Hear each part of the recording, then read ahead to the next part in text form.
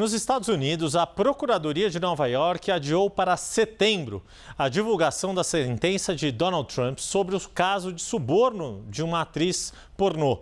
A manobra vem justamente um dia depois da Suprema Corte Americana ter decidido que o republicano, por ter sido presidente, tem imunidade limitada quando estava na Casa Branca.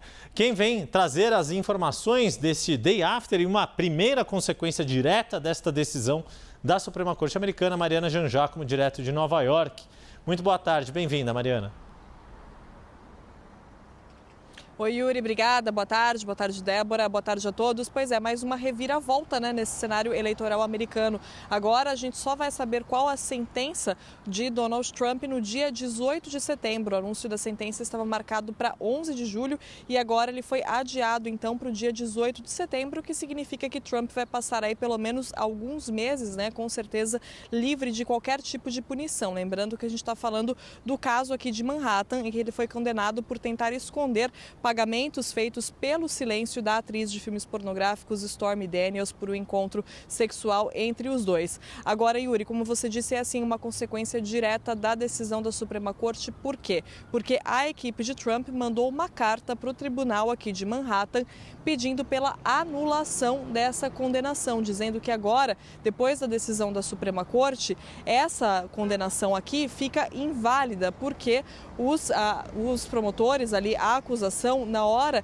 de fazer esse julgamento, de apresentar esse caso, teriam usado evidências de quando Trump era presidente para endurecer esse caso contra ele, e essa decisão da Suprema Corte agora garante imunidade a Trump pelas ações que ele tomou enquanto presidente dos Estados Unidos.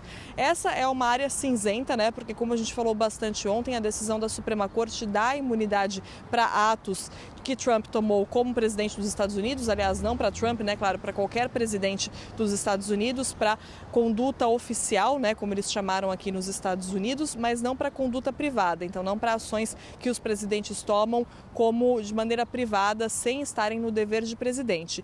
E o caso aqui em Manhattan, pelo qual Trump foi condenado, aconteceu enquanto ele ainda não era presidente, enquanto ele ainda era candidato às eleições dos Estados Unidos. Então isso já seria suficiente para desmontar essa tese da equipe de Trump e manter a condenação. Mas a Suprema Corte também decidiu isso, que evidências de quando a pessoa estava na Casa Branca não podem ser utilizadas. Então é nisso que a equipe de defesa de Donald Trump está se apegando para tentar anular essa condenação.